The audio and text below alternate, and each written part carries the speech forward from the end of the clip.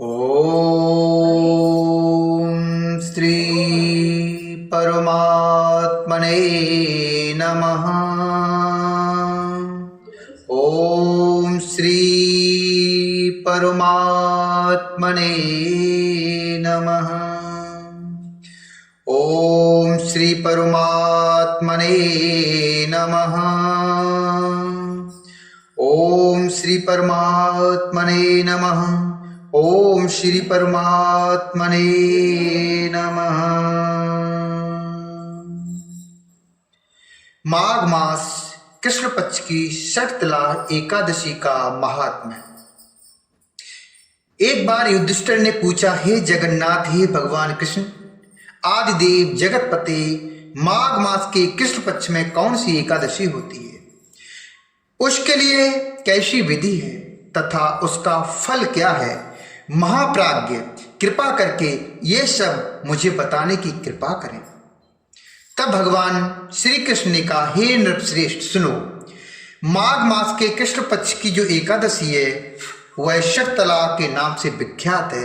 अर्थात उस एकादशी को षटतला एकादशी कहते हैं, जो सब पापों का नाश करने वाली है। अब तुम षटतला की पाप हारणी कथा सुनो, जिसे मुनिश्रेष्ठ पुलस्त ने दालभ्य से कहा था। दालभ्य ने पूछा, हे ब्राह्मण, मृत्युलोक में आए हुए प्राणी प्रायः पाप कर्म करते हैं, अर्थात बहुत सारे पाप करते हैं, और उन्हें नरक में न जाना पड़े, इसके लिए कौन सा उपाय है? यह सब मुझे बताने की कृपा करें। तब पुलस्त जी ने कहा, अर्थात पुलस्त जी बोले, हे महाभाग, तुमने बहुत अच्छी बात पूछी है, मैं बतलाता हूं, सुनो। माघ मास आने पर मनुष्य को चाहिए कि वह नहा धोकर पवित्र हो, इंद्रियों को संयम में रखते हुए काम, क्रोध, अहंकार, लोभ और चुगली आदि बुराइयों को त्याग दे।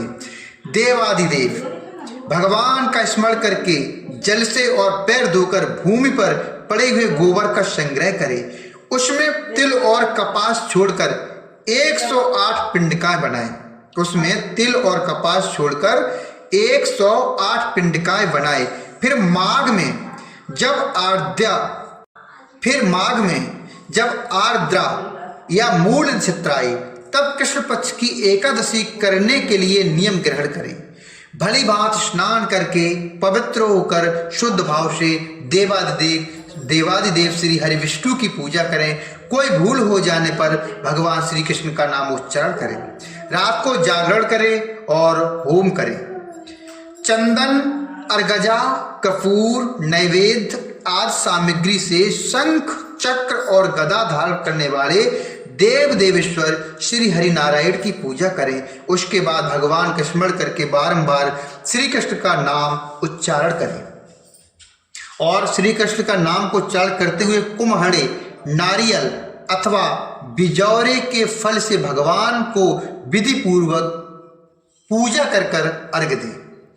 अन्य सब सामग्रियों के अभाव में 100 सुपारियों के द्वारा भी पूजन और अर्घ्यदान किए जा सकते हैं। अर्घ्य का मंत्र इस प्रकार है, कृष्ण कृष्ण कृपालु स्त्व मगतीनाम गतिर्भव संसारार्णव मग्नानाम प्रसीद पुरुषोत्तम। नमस्ते पुंडरीकाक्ष, नमस्ते विश्वभावन, सब्रह्मण्य नमस्ते अस्तु महापुरुष पूर्वज। ग्रहाणार्घ्यम मया दत्तम लक्ष्म्या सह जगतपति। इस श्लोक को बोलकर अर्घ दें। सच्चिदानंद स्वरूप श्री कृष्ण, आप बड़े दयालु हैं। हम आश्रयहीन जीवों के आप आश्रयदाता होइए। पुरुषोत्तम, हम संसार समुद्र में डूब रहे हैं, आप हम पर प्रसन्न होइए। कमल नयन, आपको नमस्कार है। विश्व भावन, आपको नमस्कार है। सुब्रह्मण्य महापुरुष, सबके पूर्वज, आपको नमस्कार है। हे जगतपते, आप लक्ष्मी जी के साथ मेरा दिया हुआ अर्घ स्वीकार करें।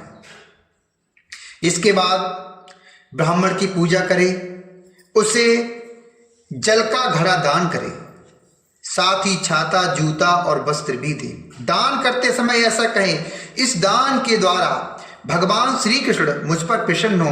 अपनी शक्ति के अनुसार श्रेष्ठ ब्राह्मण को काली गौदान करे। द्विज श्रेष्ठ विद्वान पुरुष को चाहिए कि वह तिल से भरा हुआ पात्र भी दान करे। उन तिलों के बोने पर उनसे जितनी शाखाएं पैदा हो सकती हैं उतने हजारों वर्ष तक वह स्वर्गलोक में प्रतिष्ठित होता है। तिल से स्नान करे, तिल का उबटन लगाए, तिल से होम करे, तिल मिलाया हुआ जल पिए, तिल का दान करे और तिल को भोजन के काम में ले। इस प्रकार 6 कामों में तिल का उपयोग करने से यह एकादशी शक्तला कहलाती है, जो सब पापों का नाश करने वाली है। बोलिए श्री हरिनारायण भगवान की जय। बोलिए कृष्ण कन्हैया लाल की